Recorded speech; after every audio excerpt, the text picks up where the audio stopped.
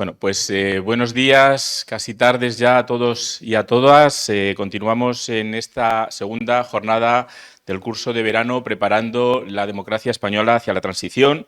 En este caso tendremos una mesa redonda durante 1 hora y media sobre el proceso de la transición en la mirada de una generación política posterior. Tenemos con nosotros a dos personajes principales en el mundo político hoy en día que nos sabrán dar esa mirada y que estarán moderados, en este caso, por el profesor Enrique Moradillos García, a quien le cedo directamente la palabra para que les presente y haga su intervención inicial. Profesor, la audiencia es suya. Muchas gracias, Miguel Ángel, y muy buenos días a todos ustedes.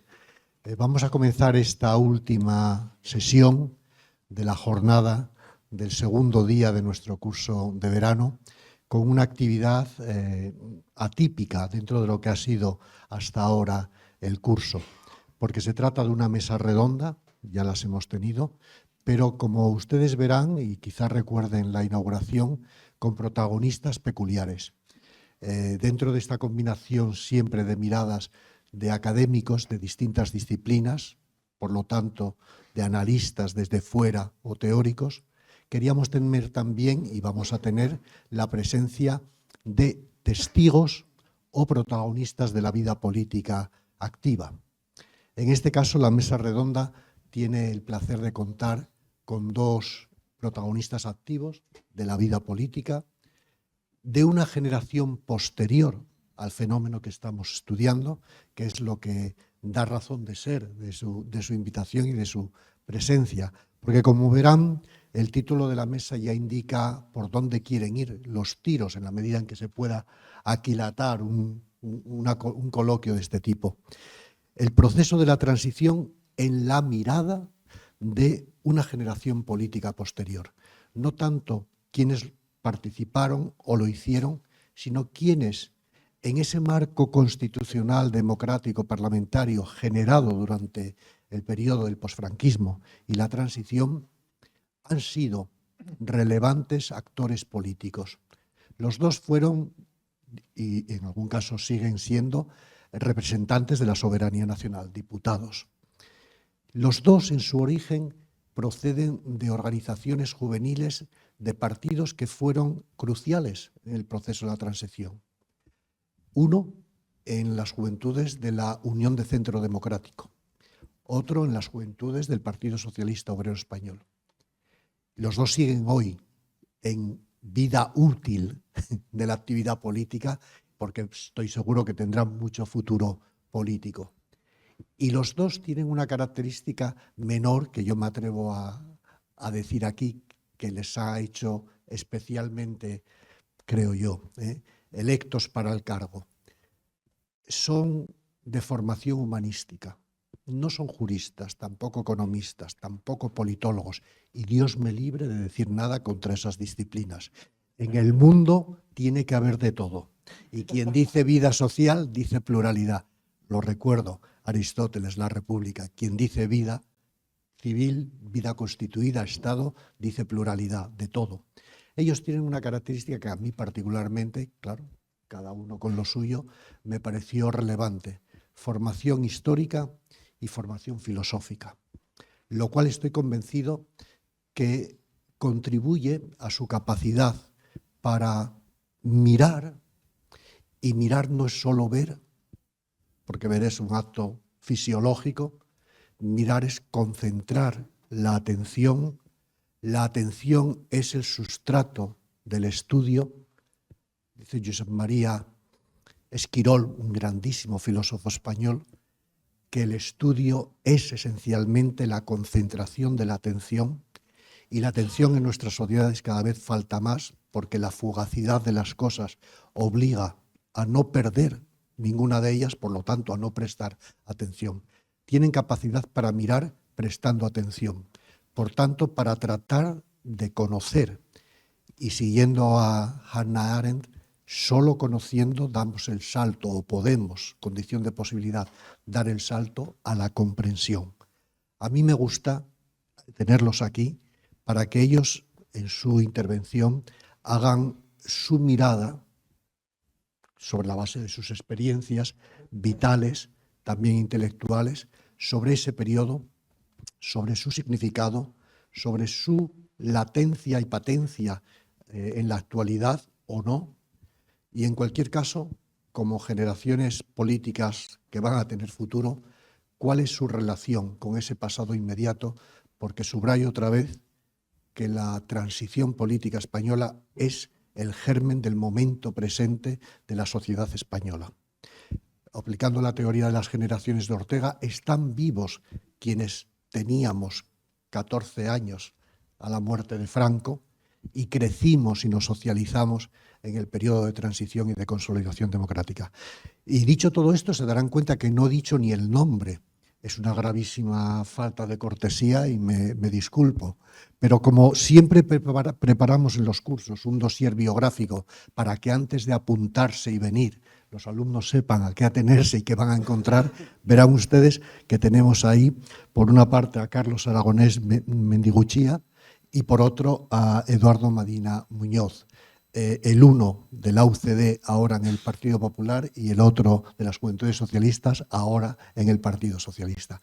Y dicho esto, he terminado mi papel de presentador y si llega el caso, actuaré como mosca picona, como tábano socrático, si llega el momento, cuando llegue el momento. Vamos a iniciar, si os parece, la intervención por estricto orden alfabético, utilizando el apellido. Por lo tanto, Carlos, tienes la audiencia a tus pies. Por estricto orden alfabético y cronológico, porque soy una generación, o sea, en términos orteganos, soy una generación mayor que Eduardo. Bueno, ante todo, es bastante probable, en mi caso seguro, que bajemos un poco el nivel sobre lo que han oído por parte de los profesores, de nuestros amigos portugueses, ¿no? de Aceredo y da Rocha. Pero bueno, hablamos de la contingencia política, así que estamos sujetos a ella. Yo me he traído algunas imágenes que se puede proyectar ahí el famoso Guernica, que poco faltará. Era por no andar yo. Bueno, ahí tenemos al Guernica, todos lo conocemos, ¿no? ¿Cómo no? Mi idea, Eduardo, es que el Guernica representa la primera consideración, la consideración histórica, todavía vigente, pero muy discutida, sobre lo que fue la transición, que es la superación, el olvido de la guerra. De la guerra veníamos, ¿no? Y la segunda ilustración, si la pueden pasar, es el famoso cuadro El abrazo de Genovés, que es el motor moral. Por un lado, en el primer cuadro es el miedo a la guerra civil. Esto es importantísimo en nosotros y en cualquier comunidad política y no hay que olvidarlo. Y este es el de la reconciliación. Bien, la transición tiene bastante de mito. Estos cuadros también lo tienen. El segundo que estamos viendo, en realidad, no hay ninguna reconciliación. Si yo no estoy muy mal informado, este es el cuadro que a la salida de la cárcel de Carabanchel ya no existe, gravísimo error, muy propio de los españoles, que es destruir sitios. Entonces la cárcel de Carabanchel era la cárcel madrileña para muchos delincuentes y para los presos políticos. Esta, si no me equivoco, es porque como soy muy mayor me acuerdo, pero los testimonios, la memoria personal es muy equívoca, es la salida del plantel de comisiones y del Partido Comunista de la cárcel. No sé si es con motivo de la amnistía o algún indulto anterior, ya no recuerdo. Yo creo que es un indulto. Sí, por supuesto, es un indulto anterior. Esto es muy de primeros del 76. ¿Y quiénes están abrazándolos? Militantes del Partido Comunista y los familiares. Es decir, aquí no hay reconciliación. Aquí hay simplemente una escena familiar y militante. Lo que pasa es que Juan Genovés es militante del PC y tuvo la buena suerte de expresar en un símbolo que luego se transforma en otro contenido. Os ahorro la excursión cultural sobre el Guernica de Picasso porque la tiene también. También la tiene. Y además Eduardo lo sabrá mejor que yo, probablemente.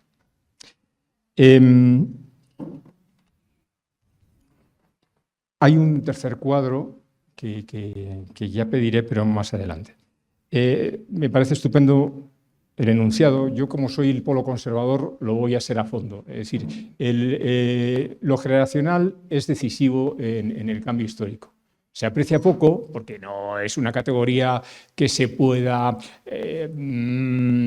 delimitar sociológicamente, pero sin duda el espíritu de la época cambia según las generaciones. Es bastante seguro que yo estoy muy alejado de la mayoría de vosotros y no es culpa vuestra ni mía, ¿no? Es decir, hay una especie de procesamiento, por supuesto, del presente, que yo tengo problemas y del pasado al que tenéis derecho a revisar. Y no hay cambio social ni cambio político, pues no lo hay. Es muy difícil si no hay también al mismo tiempo un cambio generacional. Bueno, la apoteosis y todo eso es mayo del 68, pero así ocurrió en España. Yo sí tengo memoria de la decepción profunda que para mí significó la elección de Adolfo Suárez. Como la elección, no, el nombramiento de Adolfo Suárez como primer ministro del rey Juan Carlos, el rey Juan Carlos, nombre evitando en estos momentos, como primer ministro. Era una decepción porque, ¿por qué? Porque era un franquista, era secretario general del movimiento. Yo estaba en un minúsculo partido que cabía en un taxi, que era el Partido Liberal, lo decía el propio líder, ahora no se permitirían estas humoradas, ¿no? Joaquín Garrigues. Nosotros más bien, y también por razones, pues, apostábamos por un tal José María de Areiza. ¿Qué le pasaba a José María de Areiza? Pues que era un hombre que venía de la oposición, aunque había salido del mismo régimen, y era un hombre mayor. De manera que el joven rey prefería a un joven político. Por cierto, Adolfo Suárez había sido director de Televisión Española, de Radiodifusión y Televisión Española. Esto lo verás, Eduardo, que lo he preparado. En el 69, que es donde coincide con el entonces príncipe Juan Carlos. Coincide porque lo invitan a varias cosas que tuviera que hacer como programas y es donde sintonizan. ¿Por qué digo esto? Porque Adolfo Suárez es el primer político que domina el medio masivo de la propaganda. Cuando lo nombran primer ministro, o si no, en alguna otra ocasión de esos días, se dirige, saluda, le hace una entrevista o algo así, en su casa. Es una escena doméstica. Esto es la primera vez que ocurre. No se les había ocurrido a ninguno. Es una casa pequeño burguesa no, pero es una casa enteramente de burguesía. No es un palacio, no es un despacho. Entonces, Suárez maneja la comunicación política de la televisión. Y esto es decisivo para la prosperidad, para hacer popular una empresa política. De manera que el viejo ahora y entonces joven príncipe no se equivocó, al menos en lo que tenía Adolfo Suárez de instrumento. Adolfo Suárez tiene unos 6 meses gloriosos, desde el nombramiento en junio del 76 hasta enero del 77, hasta que se le aprueba la reforma política. Realmente es un sprint formidable. No digo con Adolfo Suárez que solo sea él, pero lo personificamos porque el pensamiento y sobre todo las colectividades son, si no mitómanas, necesitan mitos. Entonces Adolfo está mitificado. Entonces fue muy discutido. Yo soy, por accidentes, un vicepresidente de nuevas generaciones de juventudes centristas que está en la conspiración contra Adolfo Suárez. Y ahora soy un admirador rendido. No es que entonces estuviera equivocado y ahora cierto o al revés, no tiene que ver, simplemente que se cargan de significados que entonces no conoces o que reordenas en tu valoración, ¿no? Nosotros pensábamos que teníamos entonces una especie de futuro por delante que nos podía permitir el lujo de cambiar a los dirigentes. Bien, ¿por qué digo los gloriosos meses de Adolfo Suárez? Después se aprueba ni más ni menos que la Constitución. Estoy hablando de enero del 77 y después tenemos un año y pico hasta diciembre del 78. Esa es la alta transición, que decía uno de mis senios políticos, entonces Luis Miguel Enciso, ¿no? Esa es la alta transición, hasta la aprobación de la Constitución. La Constitución, por supuesto, si entráis en el Congreso, otro mito, ¿no? ¿Veis a los padres de la Constitución? No, señores, no hay padres de la Constitución. Si de verdad hay una progenie en la Constitución, no digo nada en contra de mis queridos y algunos de ellos queridísimos, ya fallecidos como Cisneros o Pérez Llorca, son redactores de la Constitución, son mentores de la Constitución, Roca, Peces, etc. Pero son ponentes parlamentarios, no son founding fathers. Los que hacen la Constitución como personajes se llaman Fernando Abril y Alfonso Guerra, dos ignaros juristas. Esto lo digo por la mitificación, que es necesaria y que es sobre todo una potencia simbólica formidable, ¿no? Que es lo que une a las colectividades, a las gentes, y puede hablar entonces, por ejemplo, de naciones, ¿no? De comunidades políticas. ¿Cuánto llevo? Uy, llevo muchísimo. No, 9, menos mal. Es que creo que tengo derecho entre 10, no, 15, no más.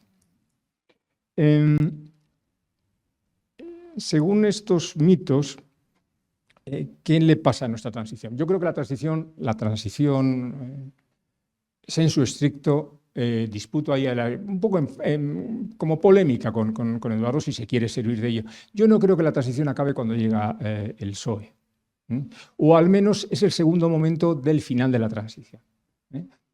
No me refiero a una cronología estricta que tenga validez historiográfica, no quiero decir eso, sino simplemente, bueno, no tan simple, a que la transición es una obra de la derecha. Esta. Ya lo siento mucho. Pero es obra de Adolfo Suárez, etc. Es decir, de exfranquistas.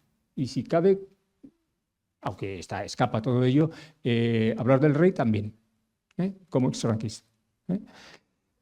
Con lo cual siempre me ha pasmado el complejo de culpa de la derecha española respecto de su falta de autoridad moral democrática, que seguimos en ello, aunque, y que yo creo que ha dificultado muchísimo parte de la operativa política de la derecha española. Digo esto porque tiene derecho, a mi modo de ver, a sentirse muy orgullosa de la instauración de la democracia, es decir, del retorno de la democracia, pero no porque no es el restablecimiento de la democracia, porque entre la República y la democracia del 77-78 hay un hiato que no es solo temporal, sino que también es de fundamentos políticos, ¿no?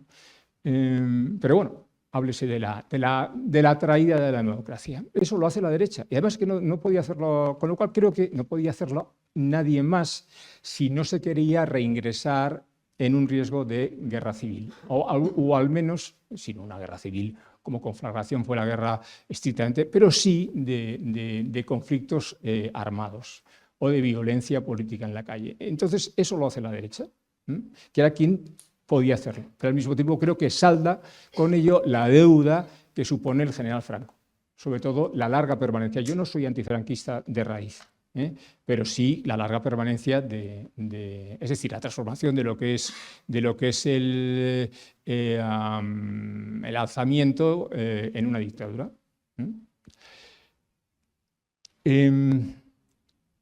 Bien, este era el primer misil que le dije a Eduardo que iba a lanzar, ¿no? ¿Por qué digo que termina la transición, esa alta transición, antes de la llegada del PSOE? Evidentemente, no quiero dejar de decir, la llegada del PSOE era la cuestión pendiente para la transición, es evidente. Nosotros, por decirlo así, en términos sociopolíticos, ya habíamos gobernado muchos años, ¿no? Por lo tanto, pero la cuestión principalísima era salir del franquismo y enfrentarse, y pugnar con dos fuerzas, por decirlo así, que era el conservadurismo, si no reaccionario, porque había muchos matices, Fraga aprueba la Constitución, pero sí el que quiere retardar una democracia formalmente completa. Eso es AP, eso es Alianza Popular. Y la pugna es de una naturaleza distinta, porque en política todos son circunstancias o momentos o situaciones, pero a mí me suena un poco a la que vamos a tener con Vox. O sea, esos son dos derechas. Entonces, finalmente, eso queda dilucidado en las generales y en la redacción de la Constitución. Esa rivalidad interna que tiene que resolver antes la derecha y por decir así es un conflicto familiar. ¿Y la segunda cuál es? Evidentemente, sí, venimos de un régimen militar, que a diferencia del portugués tiene un caudillo militar, porque claro, el dictador portugués es un administrador civil, pero el general Franco ha sido el jefe del alzamiento, no el cerebro, no el principal en su momento, pero sí el jefe de la victoria, que además ha preferido tener el control político absoluto antes de enfrentar las batallas decisivas, ¿no? De manera que la cuestión del ejército se resuelve en la estampa esta, que no sé si estarán que es la famosa del 23F. ¿Podéis pasar la imagen del 23F? Esta, que tiene una potencia formidable. No se ve bien, pero hay para los más jóvenes, seguro que lo sabéis mejor que yo, porque aquí además hay mucho doctorado en historia y tal, pero bueno, ahí está Adolfo Suárez en solitario. No se ve nada, pero bueno, con que leáis la novela de Cercas, ahí está el general Gutiérrez Mellado, zarandeado por la Guardia Civil. La Guardia Civil no representa al ejército, gracias a Dios. Pero bueno, es la Fuerza Armada. Es la rebelión. Yo creo que este no es un golpe estrictamente, es otra cosa. Es más, tiene algo más de asonada que de golpe militar, pero bueno, así lo llaman y ya está, ¿no? Suárez está impertérrito en el asiento de la presidencia del gobierno. En el momento en que estos guardias civiles se han olvidado de que existe la televisión, han perdido. Luego digo que han perdido en cuanto a la propaganda. Se olvidaron una cámara. Acordaos de lo de Adolfo Suárez Televisión, ¿no? Solo aguantan el envite de los balazos dos personas. Adolfo, porque es jefe de gobierno y porque ha dimitido para evitar que suceda esto. El golpe, o sea, lo viven. Los jefes de gobierno son de otra pasta. A lo mejor son de la misma al empezar, pero el mismo ejercicio les convierte en unos atletas muy especiales. Esto no tiene nada que ver con las aprobaciones políticas sobre gestión o no, sino simplemente que el carácter se moldea de otra manera. Lo digo porque por años he sido jefe de gabinete de Aznar, que creo que por lo menos en lo que se refiere a esos años míos lo puedo decir. Y está el teniente general Gutiérrez Mellado, bueno, enfrentándose a los guardias, y Santiago Carrillo, el secretario general del Partido Comunista, un perdedor. En el 81 es un claro perdedor. ¿Por qué? Porque es de la etapa, aunque él ha sido el que ha escrito el Manifiesto de la Reconciliación en el 56, o sea, es del abrazo, no tiene nada que hacer por una cuestión estrictamente no.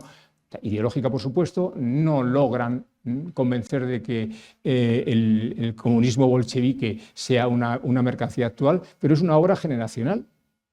Se han quedado en la guerra. Bien, y yo creo que este es el saldo que finalmente hace la derecha. Sobre sí misma, ante los españoles y también ante la izquierda. Es decir, nosotros somos los ingenieros del cambio político porque vosotros no podéis, salvo que vayáis al conflicto, y nosotros arreglamos los demonios familiares, que son nuestros, que nacen de nosotros, pero que incumben a todos. Y yo creo que con eso os he hablado respecto de la transición desde mi... Perdón, que estaba hablando con el micrófono muy alejado, ¿no? Desde mi punto de vista. Un apunte más. A ver si San Román anda por ahí, le puede sonar y pido perdón, ¿no? Pero, y desde el punto de vista generacional, ¿qué le pasa a la democracia española? Pues le pasa lo natural que le tiene que pasar. Ahorro, la circunstancia internacional, etcétera, que tiene un agotamiento del proyecto. Bueno, ahorro es mucho ahorrar, evidentemente. Es decir, no es lo mismo tener el proyecto agotado en el año 99 que en el año 2008, cuando tienes un desplome financiero formidable, ¿no? Desde luego que no. Es mucho más peligroso, ¿no? Pero como en la empresa familiar, son generaciones. O sea, hay una primera generación que es promotora de la democracia, son los fundadores. Decía mi queridísimo Antonio Fontán, que era un poco el senior de la pareja de Joaquín Garrigues, decía, pero era un catedrático de latín, o sea que no era ningún politicón como lo pueda ser yo y tal. Decía de alguien que aparecía por ahí que estaba muy interesado, esto por el año 79, 80, estaba muy interesado en hacer política. Decía, pero ¿y tú qué hacías en el 74, 75, 77 y tal? Dice, no, yo estaba preparando oposiciones. No, yo estaba... Dice, pero ¿no te interesaba nada porque es el momento efervescente? Si hay una verdadera, genuina inclinación política, es dificilísimo hurtarse a la militancia en esos años. Puede ser una militancia, si se quiere, muy secundaria en otra actividad, pero es muy difícil, no se tiene verdadera vocación, ¿no? Eso la pregunta siempre cortés, pero quedaba en la diana, ¿no? Estos son los que salen a la política, ¿no? Y son muy buenos. ¿Por qué? Porque comprenden su tiempo y tienen vocación.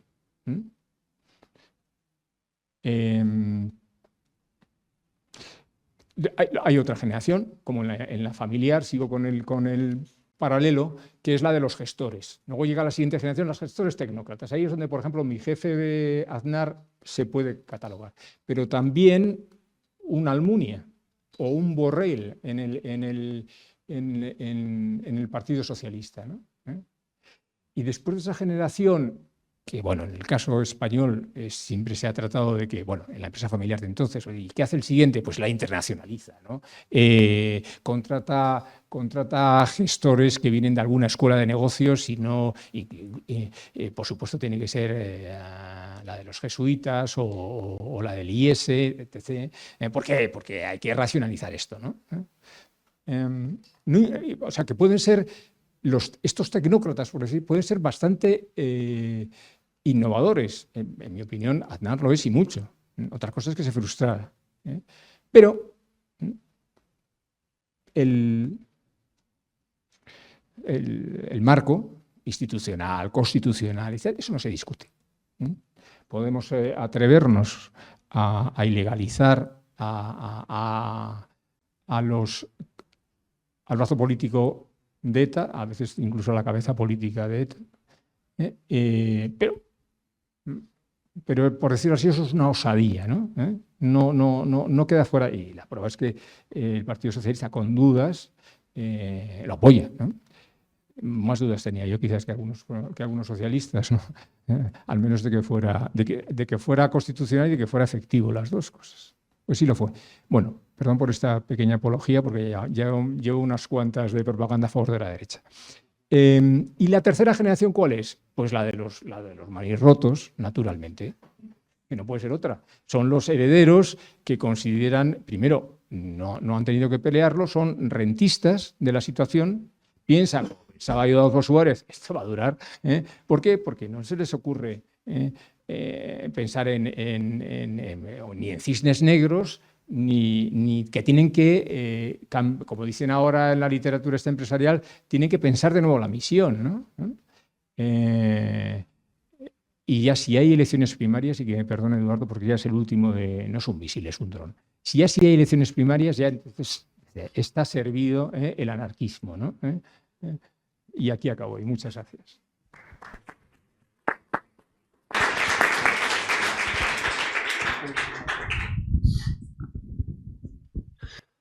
Muy bien. Muy buenos días. Gracias a los organizadores de este curso por haberme invitado a formar parte de esta mesa y por haberme regalado la oportunidad de volver a Yuste. Hacía tiempo que no venía. El lugar sigue imponiéndome tanto como me ha dado esa sensación cada vez que he venido, ¿no? Además, hacerlo al lado de Carlos, que es compañero mío de batallas pasadas en el Congreso de los Diputados. Yo dimití del Congreso hace ya casi 8 años y empecé una vida en un sector privado que me acoge bien tras unas primarias que salen mal. El plan era ser presidente de gobierno. Me ganó Pedro Sánchez. Tuve la idea, él la implementó mejor. Y ahí hay una buena lección de cómo las ideas son importantes, pero su implementación suele ser siempre más importante, ¿no? Segundo, porque además de Carlos, aquí debería estar hoy Borja Semper, que finalmente no ha podido venir. Y yo que le quiero mucho, quiero intentar en mi intervención hacer que esté presente en las cosas que sé que estaría de acuerdo de las que voy a decir y en las cosas que sé bien que estarían en desacuerdo de las que voy a decir.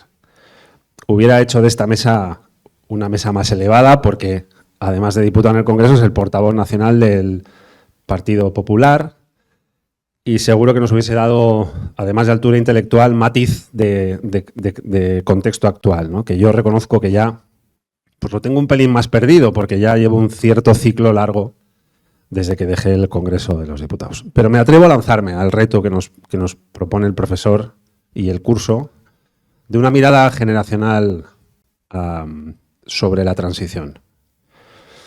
Y lo hago sobre el recuerdo de un autor que para mí siempre fue muy importante. Se llama Joseph Roth, autor centroeuropeo, nacido en Viena, muerto en París, que ve como el mundo que Stefan Zweig define bien en su obra El mundo de ayer se les escurre entre los dedos y hay algo profundo que está en un profundo proceso de cambio a su alrededor.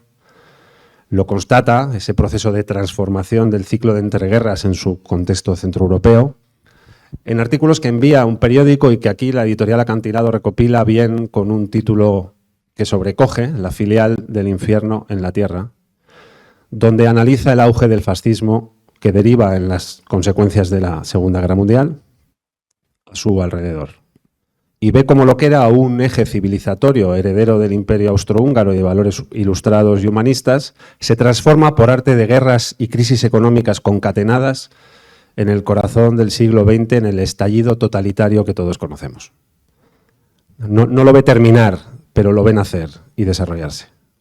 Y en uno de esos artículos, Roth dice que contra toda apariencia, ninguna geografía, ninguna patria política da a sus hijas y sus hijos tantos rasgos comunes como una época a los suyos.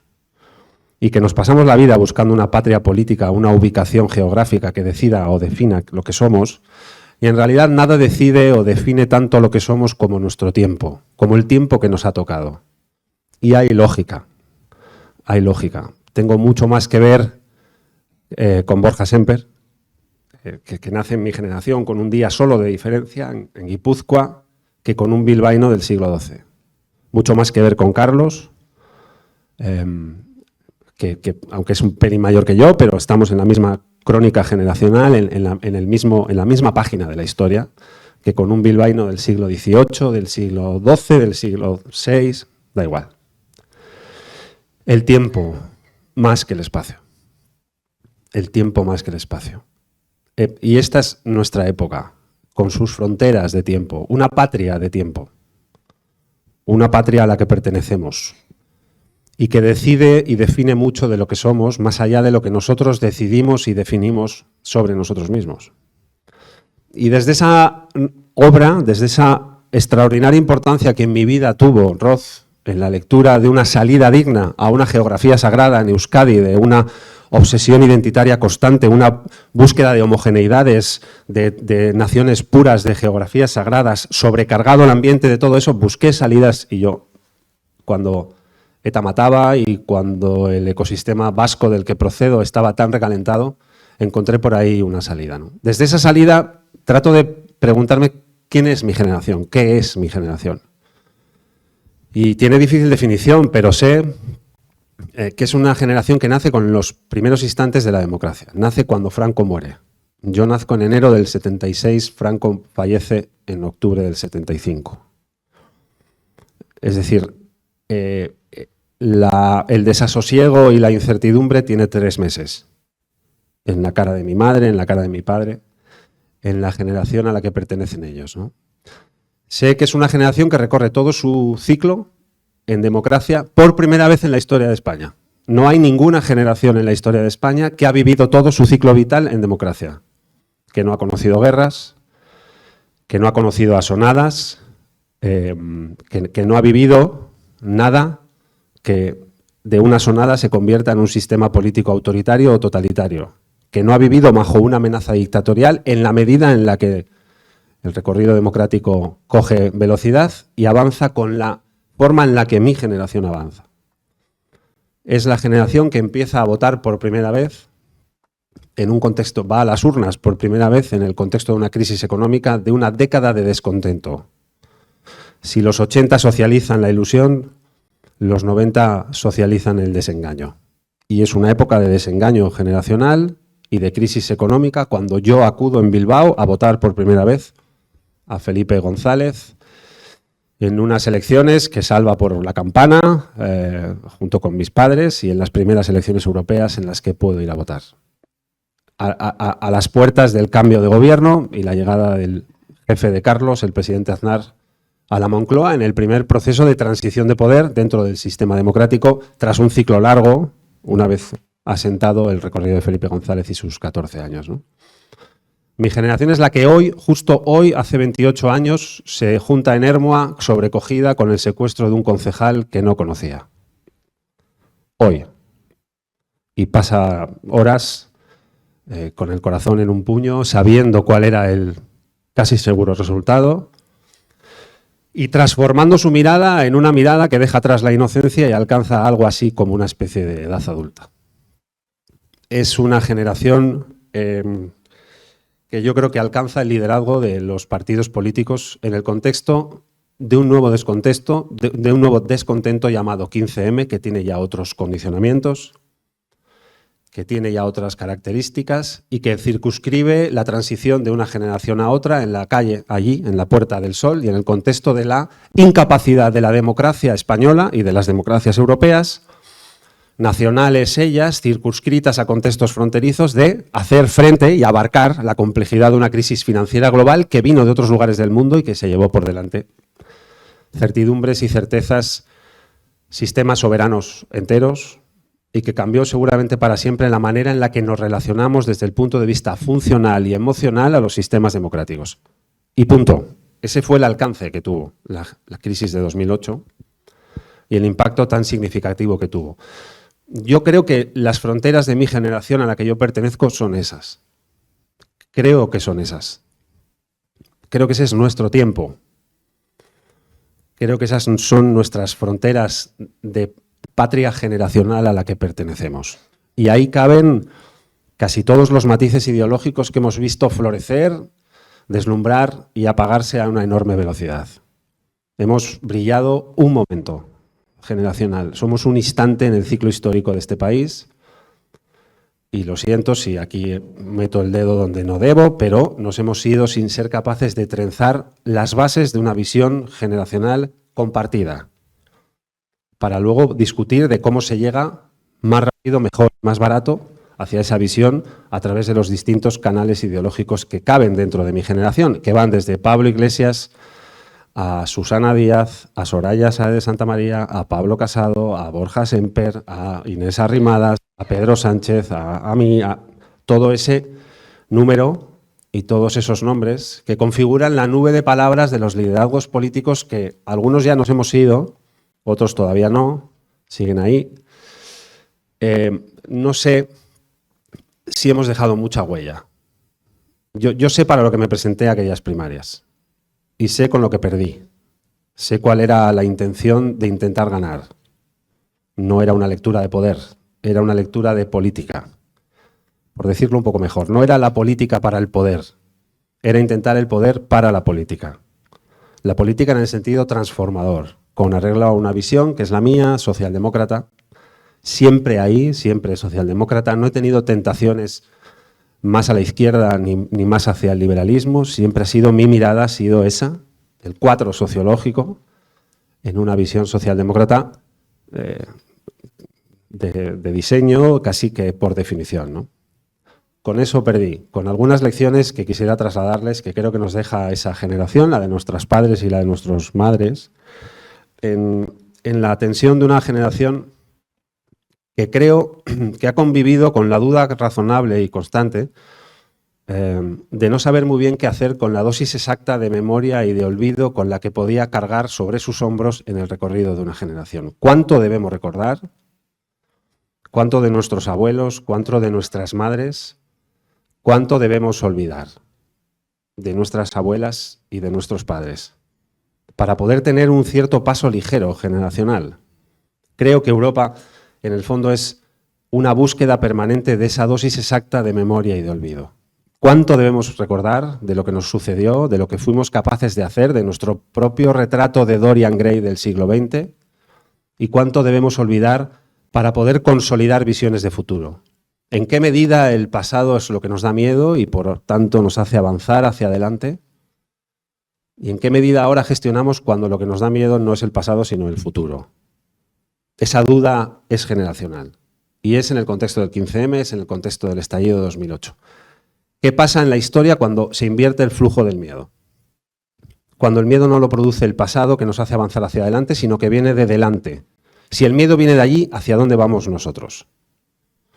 Creo que esas son dudas que nos han acompañado y que siguen sin estar del todo resueltas en el contexto de una Europa que las ha intuido y ha sabido hacia dónde ir y que hoy da señales desde dentro y desde algunos países significativos, 34% de voto en Alemania a los herederos de Hitler. En la antigua RDA, codificada a priori 40 años de pensamiento, digamos, comunista, tiempo después gana en todos los distritos alternativa por Alemania. Los herederos de los colaboracionistas del régimen de Vichy, siempre presentes en las segundas vueltas de Francia. Alguien de Fratelli d'Italia, excedente de cupo de quienes pierden en Italia la Segunda Guerra Mundial bajo el liderazgo de Mussolini, fundan un partido y de una elección a otra pasan del 4 al 30% en intención de voto. Algo está pasando con ese flujo del miedo. A mi generación le pilla justo en una frontera temporal, ¿no? Paso a donde creo que siempre me sentí, que es, en términos generacionales, en minoría.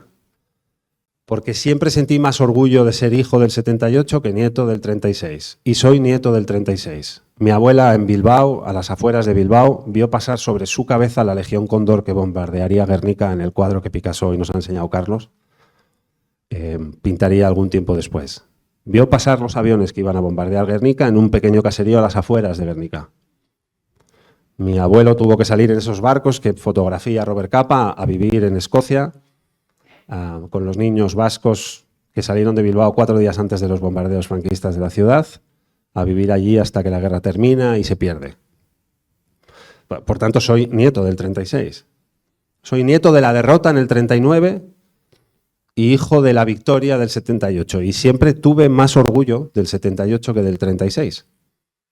No les oculto que eso en la izquierda en la que activamente en política estuve y sigo estando ideológicamente siempre me colocó en minoría.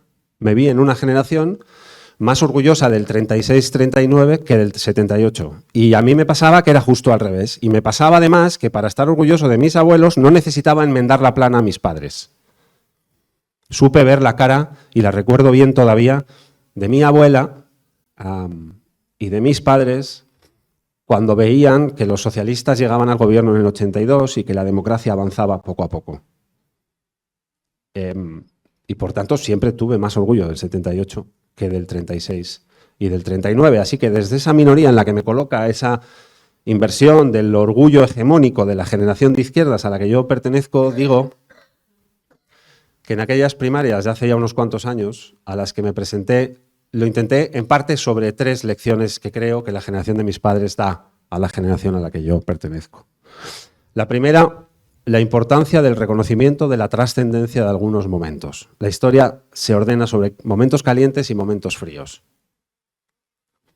Y yo creo que el cambio de la dictadura a la democracia es un extraordinario momento caliente, en ebullición, de un contexto histórico de trascendencia que una generación sabe leer bien, sin mitificación. Yo creo que necesitamos narrativas, historias, relatos que expliquen quiénes somos y que nos ordenen un poco en la explicación del mundo, ¿no? Necesitamos narrativas y necesitamos ideologías en parte contra los que siempre militan contra las ideologías, porque las necesitamos, porque nuestra explicación del mundo siempre es incompleta.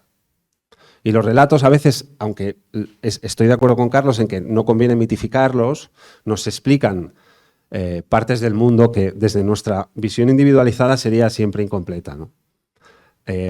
Yo creo que ese momento, el de la transición, es un momento extraordinariamente caliente. Y una generación lo sabe ver, lo sabe leer, desde ópticas de quienes venían de ganar una guerra, de quienes venían de perderla, de quienes eran hijos o hijas de quienes ganaron, o hijas e hijos de quienes perdieron, quienes vinieron de los palacios de gobierno y desde las cárceles del franquismo, desde los movimientos sociales, de los sindicatos, de la empresa. Se supo leer la trascendencia del momento. No hay nada peor que llegue un momento trascendente y no lo veas. Que la historia te ponga delante de ti, en la pantalla del día a día, un momento de trascendencia y no lo sepas ver. Pasa. A mi generación le ha pasado y ahí es donde quiero ir. A esa generación no le pasó. 1, reconocimiento de la trascendencia del momento que les toca. 2, capacidad de renuncia. Escuché una vez a un gran dirigente socialista que fue presidente del gobierno en Asturias, Javier Fernández, en un comité federal. Saben que ha habido un comité federal el otro día. Bueno, hubo otro hace tiempo en el Partido Socialista donde le escuché en la tribuna decir que la transición se podía definir bien desde cuatro renuncias, ¿no? La del secretario general del movimiento al movimiento, Adolfo Suárez, la de un ministro de Franco al franquismo, Manuel Fraga, la de un partido republicano a la República, Santiago Carrillo, y la de un partido de herencia marxista, dudoso y daría para otro curso de verano, pero al marxismo, Felipe González. Esa renuncia al movimiento, franquismo, república y marxismo es esta democracia. Sus bases. Saber leer que el Partido Comunista puede caber dentro de una monarquía parlamentaria. Saber leer que el Partido Socialista puede ser de mayorías sin tener fundamentos marxistas, antes socialistas que marxistas. Dicho como una frase que cambia el tiempo en la historia del Partido Socialista. Saber leer que el ciclo ha quedado atrás y que se abre una vía democrática, que es una idea sugerida por un contexto europeo que tiene todo sistemas democráticos estables, que han hecho ese recorrido desde el año 1945 y que nosotros llegamos 30 años después. Y saber leer desde los ojos de Adolfo Suárez la oportunidad de poder conducir un ciclo de transformaciones, como iba a ser el ciclo de la transición en los años en ebullición en los que ese momento histórico vive, ¿no? Y tercero, visiones de largo plazo. Hoy la Constitución, con todas sus potenciales reformas, y aquí es donde Borja Semper no estaría de acuerdo en algunas de las cosas que podría decir, lo sé bien, sigue siendo una Constitución útil, sigue siendo una estructura útil, sigue siendo un marco útil, tanto que hoy la generación actual, lo mejor que nos puede pasar es que no intente modificarla. Porque no tiene capacidad de sacar adelante procesos de investidura, presupuestos generales del Estado, proposiciones no de ley, asuntos ordinarios del funcionamiento legislativo / parlamentario de nuestro país, como para meterse en el título octavo, como para meterse en los recovecos de una Constitución que exige de un marco de visión a largo plazo, que exige de una capacidad de renuncia y que exige del reconocimiento de una trascendencia que mi generación se está yendo sin haber demostrado que ha sabido leer. Y eso lo digo con una cierta sensación de fracaso generacional. Yo intenté en 2014 aspirar a la dirección de un partido político, que es el PSOE, para tratar de trenzar una visión generacional con Soraya Sáez de Santamaría y Borja Semper, con Pablo Iglesias y sus compañeros en Podemos, con Albert Rivera e Inés Arrimadas y con los dirigentes nacionalistas que hoy en algunos casos, como por ejemplo Aitor Esteban en el Partido Nacionalista Vasco, eran un poco mayores, pero con un pie metido dentro de nuestra generación. ¿Es posible una idea compartida de país con ese marco de ambición o aspiracional? Yo me fui pensando que sí. Y que después íbamos a ser capaces de competir fuerte y duramente por ver cuál era la ruta, la vía ideológica, el canal ideológico por el que se llegaba mejor. Con grandes mayorías sociales que te lo demostraran. Esta es mejor porque lo han decidido 12 millones de españoles. 11 millones de ciudadanas y de ciudadanos. Visiones de largo plazo, capacidades de renuncia, reconocimientos de trascendencia. Yo creo que esa generación supo hacerlo. Y a mí no me queda otra que dar las gracias ahí. Sé que he convivido, y aquí termino ya, profesor, con quienes han tenido siempre un proyecto político más importante y de más alcance para el pasado que para el futuro. Somos capaces de criticar tanto y tan bien lo que hicieron otros antes, que no tenemos tiempo para construir nada que puedan criticar otros cuando vengan. Este era mi principal elemento de discusión con Pablo Iglesias en el Congreso de los Diputados. Pablo, nos vamos a ir y no vamos a dejar nada que puedan criticar nuestros hijos de tanto tiempo que hemos invertido en criticar lo que hicieron nuestros padres. Y así está siendo, que nadie espera pactos, consensos, niveles de acuerdo en los fundamentales de un país que en algunas asignaturas se juega aprobar o no aprobar. Pues yo no sé si un instante de tanta trascendencia como el que España vive entre el 75 y el 78, diría que no. Pero si este fuese un curso de verano que analizara la geopolítica global, no faltarían expertos en la materia que dirían que estamos viviendo un momento en la humanidad de extraordinarios riesgos que hacía tiempo que no se veían y que son extraordinariamente importantes las decisiones políticas que tomemos. Así que, y aquí sí que cierro, yo quiero pensar que es posible que la siguiente generación de dirigentes se hará eco de la siguiente generación de ciudadanas y de ciudadanos y será capaz de llevar a cabo alguna lección aprendida de un orgullo del 78 frente al ciclo político que está por venir y el tiempo histórico que nos ha tocado, ¿no? Yo creo que con eso queda bien cerrado. Gracias.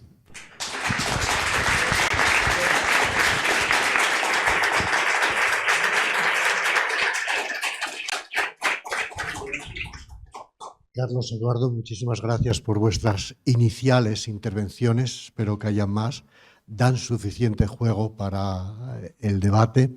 Me van a permitir retomar la palabra solo para excusarme ante ustedes y ante un ausente, Borja Semper, porque se me olvidó empezar por excusar su presencia por motivos de fuerza mayor que se pueden imaginar. La actualidad política lo marcaba. Lo lamento muchísimo y le pido, si nos oye en algún momento, que me disculpe sincera y sentidamente. Y me permito subrayar, antes de darles las palabras por si quieren preguntar algo, que ambos ponentes han hecho uso recurrente y sustantivo de un vocablo. Y decía Gadamer que cuando escogemos, y han coincidido, un vocablo, nosotros ya lo habíamos previsto, lo verán en el texto impreso, cuando escogemos un vocablo, nos sumergimos en una corriente de pensamiento que nos trasciende hacia el futuro porque proviene del pasado. Somos eslabón y pensamos con esos vocablos. Generación. Generación. Es un homenaje a Ortega, a la teoría de las generaciones, pero es que, como ambos han dicho y subrayado, la generación como categoría es mucho más importante de lo que creíamos. Un joven se parece más, dice un dicho popular, a su tiempo, a su generación, que a sus padres. Afortunadamente, porque así hay cambio y, por tanto, persistencia del grupo social, que se mantiene como grupo aunque sus integrantes vayan desapareciendo. Y somos la cadena de generaciones lo que hace las sociedades. Me ha encantado este recurso porque efectivamente hay miradas generacionales, problemas generacionales e incomunicación a veces entre generaciones. Los primeros textos sumerios que conocemos en tablillas del 4000 a.C., uno de ellos hace precisamente descripción de un conflicto generacional entre un padre y su hijo vago. Qué curioso. La primera manifestación escrita es un problema de generaciones. Un segundo elemento que me gustaría subrayar, lo ha señalado particularmente Carlos, es esta imagen que tenemos ahí, un destacamento de guardias civiles al mando del coronel Tejero, asalta al Congreso, vapulea al general Gutiérrez Mellado, dispara. Más del 50% de la población encuestada hace muy poco tiempo sobre el 23F señaló algo que no sé si tú también estás en ellos, señaló que habían tenido conocimiento visual directo del golpe militar y que les había parecido impactante. Más de un 50% dijeron que habían visto estas imágenes. Es mentira, es falso, porque contra lo que tú crees, ellos se habían preocupado de asaltar antes que el Congreso la televisión española y por lo tanto romper la posibilidad de emisión de estas imágenes. Todos vieron estas imágenes más de 24 horas después. Pudieron oír la radio mientras sonaban los tiros, pero no pudieron ver tal cosa. Es decir, cuidado con aquel golpe más preparado. Lo primero, tomar los centros de comunicación y en particular Televisión Española. Y dicho esto, es el momento de abrir el debate a los presentes o los televidentes que quieran preguntar, y si no lo hay, que espero que sí, nos enzarzamos entre nosotros porque hay mucha tela que cortar en lo que se nos ha dicho. Por lo tanto, Miguel Ángel. Sí, pues si quieres tenemos una pregunta online de Joana Gallardos, en este caso va dirigida para Carlos Aragonés, aunque bueno, entiendo que también Edu Madina podría también meterse en ella. Dice, ¿cómo se vivió la transición desde barrios obreros periféricos como San Blas, en Madrid, marcados por el abandono político y social? ¿Y qué papel tuvieron en la resistencia al todofranquismo y cómo evolucionó allí la especulación inmobiliaria hasta hoy? Dios santo. Eso es un cambiazo de... ¿Cómo se vivió? Tres cosas. Uno, existía un movimiento vecinal muy tutelado por el Partido Comunista y algún que otro partido de la izquierda, que servía de protesta y resistencia, pero en definitiva en cobertura de un Partido Comunista que quería asimilarse al sistema, ¿no? Problema de vivienda, desgraciadamente, por comparación al menos con la actualidad, no había. Al menos de encarecimiento, ni siquiera de fabricación, por Dios, de inmobiliarias, ¿no? Al contrario. San Blas, por ejemplo, no es exactamente un nuevo barrio. Más bien el problema estaba en la inmigración de la periferia madrileña, lo que se llama ahora Cinturón Sur. Esto sí, es decir, eran poblaciones que habían centuplicado el número de sus censos, ¿no? Ahí había, pero no era una población políticamente protestataria, en general. Y ahí acaba todo mi saber sobre el asunto. Por ahí os dice una cosa, y es verdad, la mayoría de las generaciones jóvenes, y tal, estaban yendo o a institutos que aún entonces eran verdaderos centros de educación de nivel o en la universidad. De manera que lo que había era una perspectiva aspiracional y un futuro que tenía bastantes más promesas que el actual.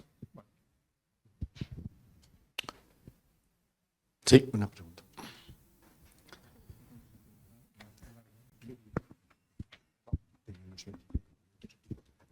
Buenos días. Muchas gracias. Voy a ser muy breve, simplemente en primer lugar para agradeceros, Carlos, Edu, la participación en este curso. Para la Fundación es un honor contar con vosotros y poder escuchar estas reflexiones tan vigentes, tan válidas y tan necesarias a día de hoy. De verdad, os quiero agradecer también en nombre de la Junta de Extremadura, igual que de la Fundación Juste. Quería decir dos cosas, una para Edu. Primero, es muy necesario que vuelvas a la política porque deberías ayudarnos a que nuestra generación acabe comprendiendo la trascendencia del momento. Me parece que tus reflexiones son absolutamente válidas. Y en segundo lugar, me gustaría, si es posible, que des respuesta al dardo que te lanzó Carlos, que no hasta ahora no has querido entrar, creo, en que la autoría de la transición en gran medida fue protagonizada por la derecha. Muchas gracias.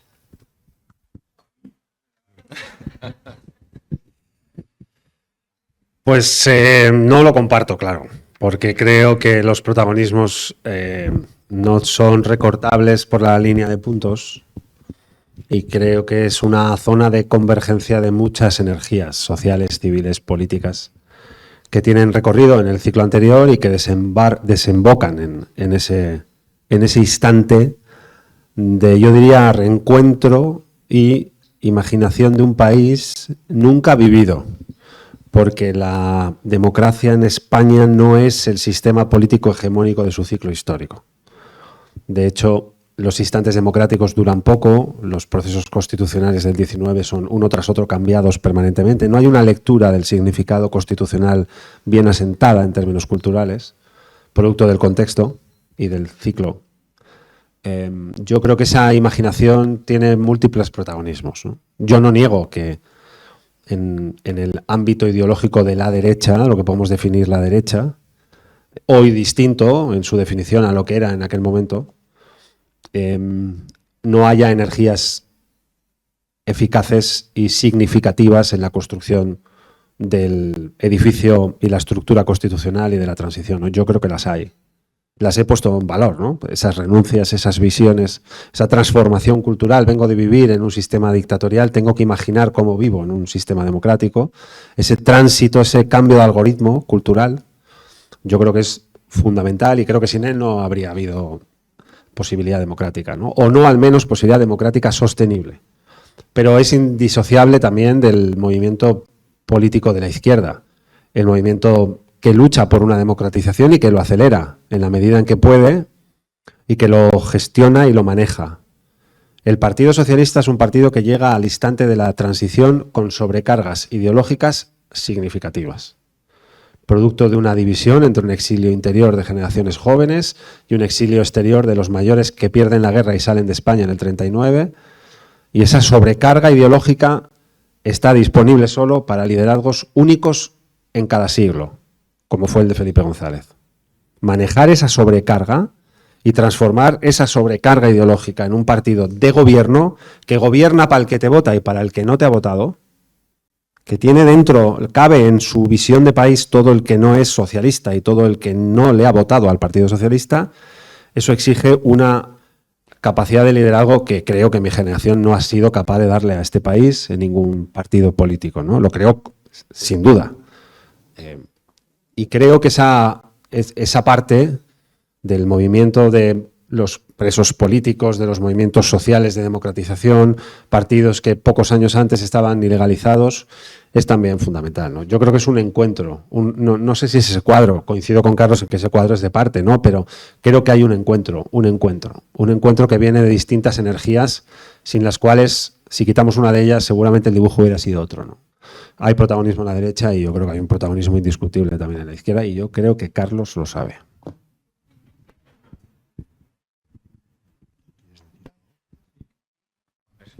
Prometo no alargarme. A ver, estos son más que un pullas al de enfrente, ¿no? Es más una discusión interna entre nosotros, es decir, entre las derechas. También las que se nos olvidan, que son muy de derechas, que son las famosas periféricas, nacionalidades. Porque hay de ellas, si no llega a operarse un cambio político por consenso. De todos modos, evidentemente, es decir, un tardofranquista, pobre mío, categorías de denuncia, ¿no? No se mueve de su sitio bien estante si no es bajo presión. Puede contemplar el agotamiento de la naturaleza del sistema político en el que ha ascendido, ¿no? Que ha ascendido y está muy bien situado, naturalmente, pero ha de tener miedo al futuro y a su propia continuidad. Estamos hablando de hombres políticos, estamos hablando de beneméritos filantrópicos. Por supuesto que sí. He apuntado lo de la televisión española, pero yo creo que enlaza muy bien con nuestro problema de comunicación política actual, aunque sea bajo la fórmula de... Pero es lo mismo, es comunicación masiva por imagen e intuición. Y ahí acabó la cuestión. Entonces, lo que me fastidia particularmente desde hace mucho tiempo, lo que pasa es que como es una posición un poco jactanciosa, es por qué demonios siempre hemos sido considerados a nosotros mismos, más que como católicos, porque un católico te absuelve de tu culpa, ¿no? Más bien luteranos, ¿no? Es una especie que tenemos que la democracia es una casa a la que nos invitan temporalmente, pero que en definitiva no es nuestra casa. ¿No? Pues señores, no se han dado cuenta demasiado bien de que es que la han hecho. No es que la hayan colaborado, sino la han hecho. Bueno, son términos más bien argumentativos, polémicos, pero que creo que tienen un fondo de verdad que no está resaltado, más que eso. Sí, ahí hay una pregunta. Sí. No sé si hay más. De momento no. Buenas tardes, José Hernández. Me ha parecido muy buenas las intervenciones, ambas. Yo como hago la tesis sobre eso, discrepo totalmente con el tema de que la derecha fue protagonista de la transición, porque se nos olvida que precisamente los protagonistas, en este caso la UCD y lo que había antes, no se consideraban de derecha. Era algo que se llamaba el centro, o ellos se dominaban centros. Entonces, es cierto que ahora mismo no hay ningún partido que herede ese legado, pero sería injusto a estos centristas llamarlos de derecha, porque ellos mismos no consideraban este término. Derecha era Fraga, ellos no. Entonces, por dejar esto matizable. Mi pregunta es, a partir de este deterioro que hay sobre el relato de la transición, ¿hasta qué punto ambos ponentes consideran que se puede trabajar para reconectarlo con esta nueva generación que emerge? Estoy pensando en los menores de 25 años, que según las últimas encuestas, no votan mayoritariamente ni al PP ni al PSOE. Se van o por Sumar o por Vox. ¿Cómo podemos reconectar este relato de consenso y de reconciliación y sobre todo poner en valor algo que ambos han demostrado de que ha legado unos años de cierta prosperidad y paz para el país y que hoy una generación menor de 25 años no lo ve? ¿Cómo podemos reconectar esto? Bueno, yo creo que es una pregunta clave del panorama político hoy. 1 de cada 4 jóvenes, chicos y chicas, entre los 18 y los 25, elige a Vox como primera opción. 1 de cada 4, lo que nos dice que es el 25%, en un contexto un poco especial, porque si hubiera por aquí algún sociólogo explicaría bien que se está produciendo un corrimiento de tierras sociológico, de tal manera que el espacio político de Sumar, Podemos, etcétera, tiene la mitad de su potencial electorado desplazado hacia el PSOE. El Partido Socialista hoy recibe voto del 1 y del 2 ideológico en el 50% de la composición de su marco electoral, el otro lo recibe de su zona natural, en el entorno del 3,5, 4,5, pero tiene un flujo de voto hacia el Partido Popular por primera vez en todo el ciclo actual de casi 1 millón de votantes que se están yendo por el centro hacia el PP.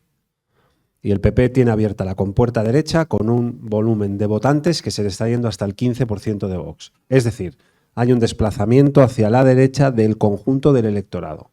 Sumar hacia el PSOE hacia el PP hacia Vox. Esa es la figura, las corrientes subterráneas que vemos por debajo de las encuestas, me refiero a las serias, no al CIS. Las serias, las que van por abajo, las corrientes significativas de transición de electorados, de energías electorales, ¿no? Y ahí hay un elemento indiscutible. Entre tanto, algunos brochazos a priori, yo diría, no sé si suficientes, pero sí necesarios. Primero, basta ya de este volumen insoportable de polarización. No vamos a ningún lado. El volumen de polarización es inversamente proporcional al volumen de eficacia de un país en su propia transformación. Hay correlación directa, seguramente también causalidad. Así que este volumen de polarización no es soportable. Primer elemento de reconexión emocional, bajarle el volumen a la temperatura de la política. 2, vigilar una zona donde, como si fuese la polarización política en la casa de Carlos V, ahí arriba, se filtrara por el tejado hacia aquí abajo. Y hacia aquí abajo es la sujeción de los pilares del Estado, donde se ha filtrado la polarización. ¿A dónde? No a la relación entre partidos, sino a la relación entre poderes. Poder ejecutivo, poder legislativo, poder judicial, en zona de erosión peligrosa. Lo repito para que quede ahí en la cámara. Peligrosa. Donde se fastidian las democracias es en esa pieza. Y entre partidos, bueno, pierdes capacidad de consenso, no conecta. Vale, por abajo filtra y rompe. Por tanto, ojo porque se ha filtrado ahí abajo. Segundo, yo creo que los partidos grandes tienen que recuperar vocación de mayoría, que sé que huele a contexto viejo, pero hay que aspirar a tener una idea de transformación que tenga a 11 millones de personas detrás, o a 12. 11 millones cuando el país tenía 44 millones de habitantes, ¿son posibles hoy 12 con 49 millones? Son posibles. ¿Qué hace falta? Primero pensar que el poder que te lo da la gente con su voto es para la política. No se está en política para tener el poder y ya veré lo que hago. No, se pide el poder para la política. Y la política es un proceso de transformación con arreglo a un código, a una mirada más conservadora, más liberal, más progresista, donde te sitúes. Pero aspirar a grandes mayorías que transformen y que resulten o sean capaces de demostrar la utilidad de la política. Un poco lo contrario de lo de Ordine, ¿no? O de lo de Ordine. La utilidad de lo inútil, pues la utilidad de lo útil. La utilidad de lo útil, que son procesos de transformación que resuelven problemas, codifican contextos de país con arreglo a mejorías sociales y procesos de desarrollo. La sociedad española y su gente más joven, que es donde se está produciendo este desplazamiento que señalas, tienen que ver eso, tienen que verlo. Yo creo que lo ven más fácil en sus ayuntamientos. Por eso hay tantos ayuntamientos del PP y del Partido Socialista y tan pocos ayuntamientos de Vox y de Sumar. Creo que lo ven también en el nivel autonómico. Por eso todos los gobiernos, con la excepción de Euskadi, que tiene un gobierno compuesto de PNV y PSE, o son gobiernos del Partido Popular o son gobiernos del Partido Socialista con algunas combinaciones. No hay gobiernos autonómicos de Vox, no hay gobiernos autonómicos de Podemos ni de Sumar. Y por eso se distorsiona en la política nacional con una pérdida de eficacia en consecución de grandes mayorías y procesos de cambio. Y yo creo que ahí es donde se juega parte de la reconexión emocional de la gente más joven que ha nacido en democracia, que da el paisaje democrático por hecho, que no cree que nada de eso está en juego, que cree que los pilares del edificio lo sujetan todo y que se vuelvan a reconectar hacia, pues lo diré fácilmente y con eso acabo, hacia ideologías que no creen que quien no cabe dentro de su cabeza no cabe dentro de España. En mi ideología socialdemócrata hay mucha gente que, no siendo socialdemócrata, cabe dentro de este espacio político. Hay ideologías que han aparecido que hacen que de este país solo quepa aquello que cabe dentro de su cabeza. Y lo siento, en la cabeza de algunos cabe poco. Poco de su pluralidad, de la enorme pluralidad, de la compleja historia de este país, de todos sus matices. Si todo eso no te cabe dentro, no puedes aspirar a gobernarlo, excepto expulsándolo. Expulsándolo. Yo digo que hay que gobernar incluyendo. Y hay que convencer a grandes mayorías de que hay que incluir todas las formas de vida que hay dentro de este espacio político que llamamos España, ¿no? Así que sí, yo creo que es urgente resolver esa pregunta. No, yo amenazo con más cuadros, con lo cual alargaría mucho la cosa, pero no, hay dos cuadros, uno que se lo tomé a Miller, al sociólogo, y hay otro sobre el voto que ha ido girando a escala europea desde el Partido Socialdemócrata, ¿no? Desde el año 2000. Andará por ahí, pero no sé si... Este es, sí. Joder, bien, mirad. Es decir, de fondo no hay nada que sea terrible. ¿Qué ha pasado con los socialdemócratas? ¿Hacia dónde han perdido voto? Sobre todo hacia los verdes. Evidentemente, las otras barras son muy inquietantes, ¿no? Si veis la primera, la del Menschenrecht Right, ¿no? Bueno, estos son partidos, lo que a Eduardo le preocupaba, el millón que transfiere, que habría sido más en la anterior campaña electoral si hacemos otro tipo de campaña, ¿no? Al PP. Pero no estamos en la desaparición en la reducción de los partidos socialdemócratas, ¿no? Eso pudo haber un sorpaso hace años y tal. Ahora la cuestión está en qué va a ser de los partidos populares, básicamente, ¿no? Si lo sobrepasa el momento de la derecha radical, ¿no? Pero bueno, esto nos da un cierto pie. Tengo otro cuadrito sobre menores de 30 años que es igualmente significativo. Porque ahí se cruzan las generaciones con otra cuestión, que es la cuestión femenina, donde se ve claramente cómo las mujeres son más moderadas que los hombres. Y esto tiene mucho que ver, supongo, no soy sociólogo, con el rapidísimo cambio cultural de los respectivos papeles. De manera que tenemos que es el turno de la derecha, por decir, el turno de popularidad, es decir, es la derecha, la derecha alta, la alt-right, la que ofrece más promesas. Son promesas de resistencia, no más, pero ofrece. Hay que tomarse en serio, no a su formulación política, sino al malestar de fondo. Y eso es lo que añado a lo que ha dicho Eduardo. Eso es una de las cuestiones, si no es solo que tienes que gobernar para un país, y un país es una cosa muy para un país, es decir, muy compleja y variada, sino que tienes que atender al malestar de los que no comprenden lo que está pasando. Y si no, se puede perder esa batalla. Pero creo que las bases no son malas. Un añadido sobre el momento político, y si me permitís, aquí lo que se viene encima para los servicios que presta la democracia a un país es, por supuesto, el desempleo crónico o precario, la falta de movilidad social, bien, la vivienda como bien básico al que no se tiene derecho a una vivienda. Lo que sí debe hacer es debe haber oferta de vivienda. Y enlazo con el asunto, es decir, el famosísimo Estado español hace mucho tiempo que no está previendo dos cosas, que es la crisis de sus servicios por falta de financiación y el reemplazo de sus funcionarios. Entonces, eso que vemos muchas veces en otros sitios, por ejemplo, en la que siempre está por delante, Italia, hace tiempo, hace ya 10 años y más, que deberíamos haberlo sabido. O sea, ha habido un gigantesco desarrollo, una oferta de servicios que van a empezar a encarecerse en el doble sentido de la palabra. Coste y oferta. Eso ya empezamos a verlo en sanidad. También hemos empezado a verlo en el verano de los trenes. Seguirán las carreteras, sin duda. Por supuesto, después de la pandemia, el funcionariado español está en teletrabajo.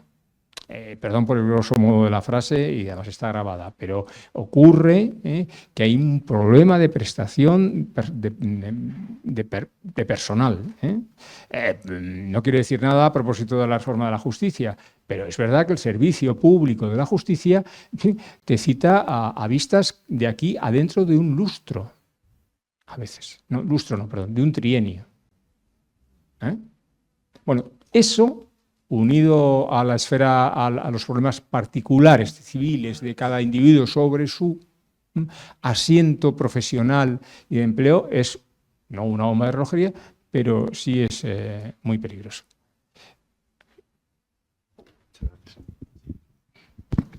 Sí, tenemos otra pregunta online que va muy en línea también con lo que se ha dicho ahora, pero quizás queráis matizar o completarla. Indica Diego María Martínez Sánchez que tal y como está el ambiente político ahora, ¿qué piensan los ponentes de ese ambiente político y cuál es el futuro político que nos espera?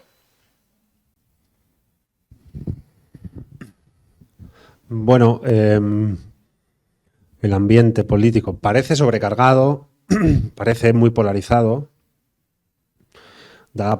tiene la apariencia de poco eficaz en capacidades de consenso entre grandes partidos o de manera transversal distintas formaciones políticas.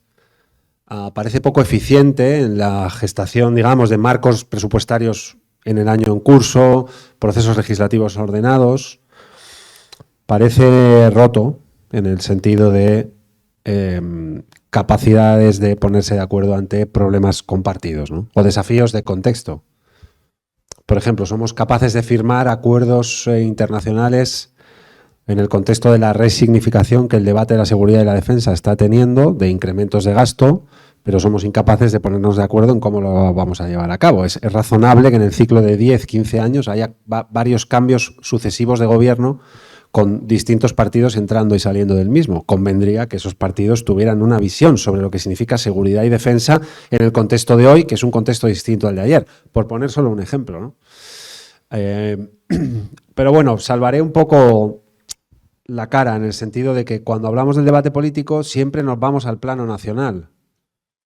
Y yo creo que hay que disociar el nacional del autonómico y del local. Si yo estuviera en política autonómica, protegería el plano autonómico del plano nacional. Y si yo estuviera en política local, protegería mi ayuntamiento del plano nacional. Trataría de que no se filtre esas formas dentro de los niveles autonómicos y locales, ¿no? Los niveles autonómicos, hay alguna excepción. Y hay gobiernos que a mí me gustan más y otros menos, ya se supone cuáles me gustan más y cuáles menos, pero, ideológicamente hablando. Pero suelen ser gobiernos que hacen recorridos completos del ciclo de 4 años, suelen tener cuentas públicas en año en curso, suelen tenerlo, y son capaces de legislar con arreglo al proyecto mayoritario en ese momento, en ese territorio. Suele ser así, hay alguna excepción.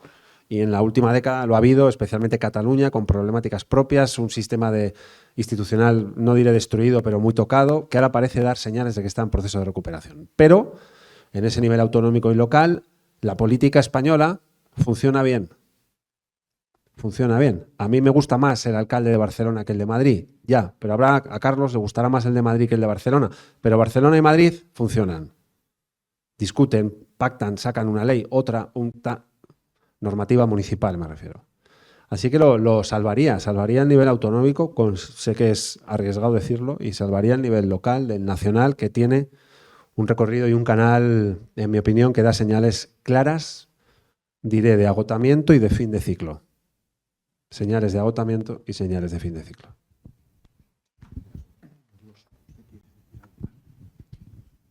Bueno, no lo resisto, pero es que falta autoridad personal. En muchos cargos claves del sistema político en el plano nacional. Se llama así. Hay que tener autoridad personal, un comportamiento que responda a ese tipo de autoridad. No digo con ello que no se deba, en parte, a una fuerte necesidad. Por la competición aguda, polarizadora y demás. Pero si ahorráramos algún vocabulario, de otro lado, conserváramos la apariencia, las apariencias son muy importantes, de neutralidad, de cortesía, ahí donde debe haberlas. También hay autos y fallos judiciales que es evidentemente que están redactados con ánimo parcial. Pero en la sede de la soberanía, en todo caso, en la casa política del debate, que es el Parlamento, falta autoridad. Entonces, eso apunta a que la última selección de élites es muy deficiente. Me tengo al resultado, no más que eso.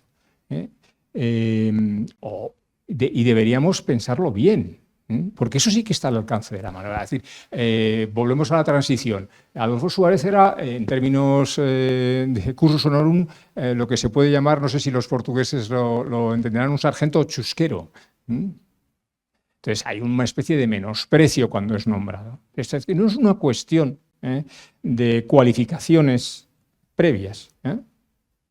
Pero claro, hace falta saber para qué estás y cuáles son tus límites, ¿no? Tus límites, quiere decir, tus límites de neutralidad institucional. Pero, y ya termino, fijémonos, el COVID. El COVID en España fue particularmente virulento y estuvo mal gestionado. Me voy a permitir ser de la oposición por un momento. El dirigente político probablemente mejor recibido en estos momentos, ¿no?, sea Salvador Illa, por una cuestión de estilo personal. Ahora bien, no tiene la culpa ni Salvador Illa ni quien lo nombró.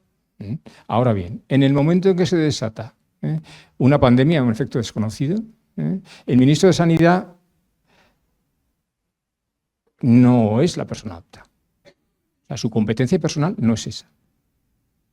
No la de la pandemia, la del sector. Por ejemplo, la actual vicepresidenta de Economía, de Hacienda, sí lo era. Sí lo era. Y ha sido consejera autonómica en Sanidad. De momento, o sea, cuidado con la inexperiencia en los cargos.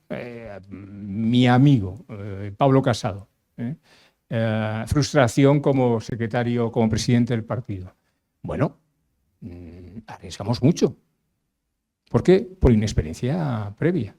Si me permite, Eduardo seguro que me lo permite, pero si me permite algún oyente, lo siento, el número 2 en un partido de gobierno no puede tener una experiencia política tan corta previa. No debe. No debe. Y luego hará lo que sea reprochable o no. No debe. El gerente del Partido Popular no puede estar 21 años en la gerencia. Esa es una cuestión que enseguida, en cuanto nos adviene una crisis de reputación, porque fulano, zutano y tal, empezamos a hacer leyes. Frenéticamente. Que no. Que son pautas de prudencia.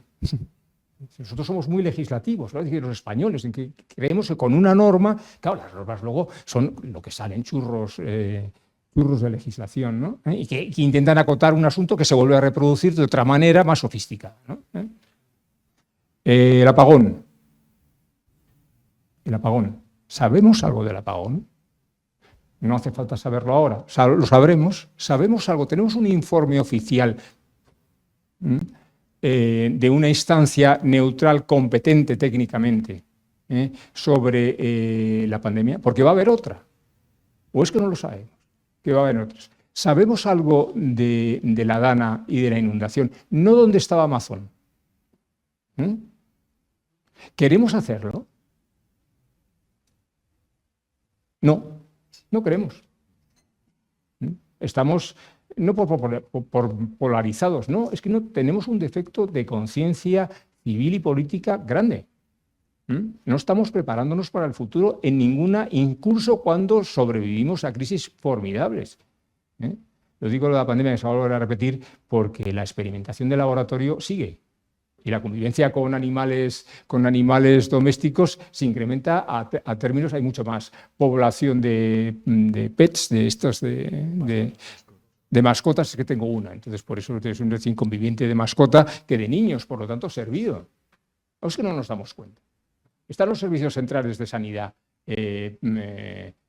financiándose para ello y haciendo planes? No lo sabemos, por tanto.